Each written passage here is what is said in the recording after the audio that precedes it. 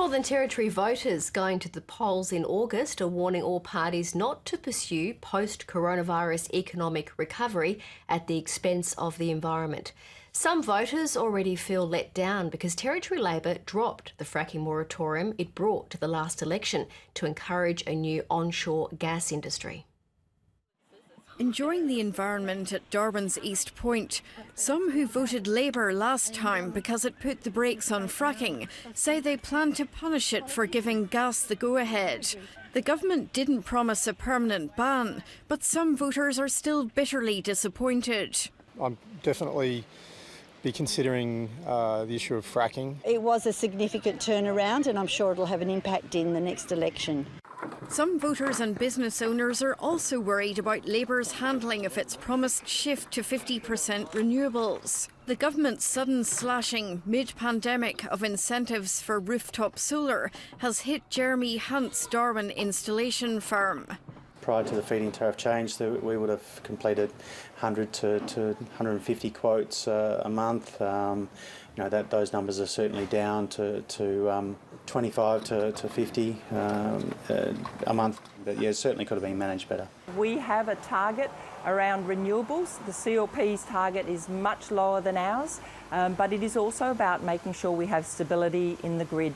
Both Labour and the CLP are charting a post-pandemic jobs and economic recovery driven by the Beetaloo Basin gas fields, without any clear plans yet to offset the emissions.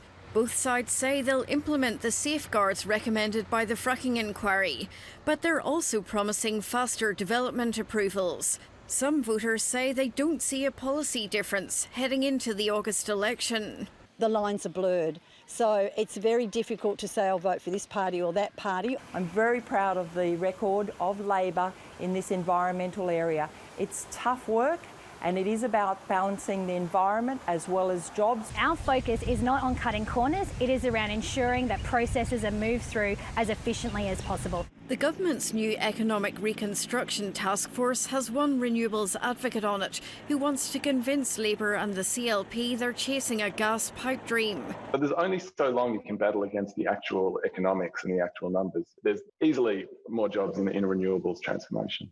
But resources analysts are advising the parties, despite the current low gas prices, fracking could still deliver the economic boost the territory needs. For the life of the Beetaloo, there should be sufficient international gas demand. The Territory Alliance is seizing the opportunity to differentiate between Labour and the CLP on gas and solar. It's promising to expand the solar industry by making it easier for new projects to connect to the grid and to cancel government subsidies to fracking companies. We have some concern about fracking.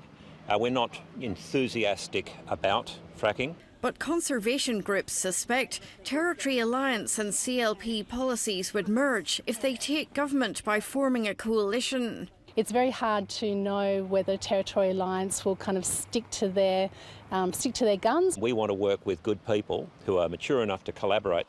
In Alice Springs, anti-fracking independent Scott McConnell is hoping enough voters are worried that he'll be able to take the Renewables Minister's seat. They still value water security and they want the Territory to have a diversified, sustainable economy that's adapting to climate change. Voters concerned about the climate are warning all parties the issue hasn't gone away. As we get closer to the election, which is not that far away, then that issue will become pretty high priority again. Jane Bardon, ABC News.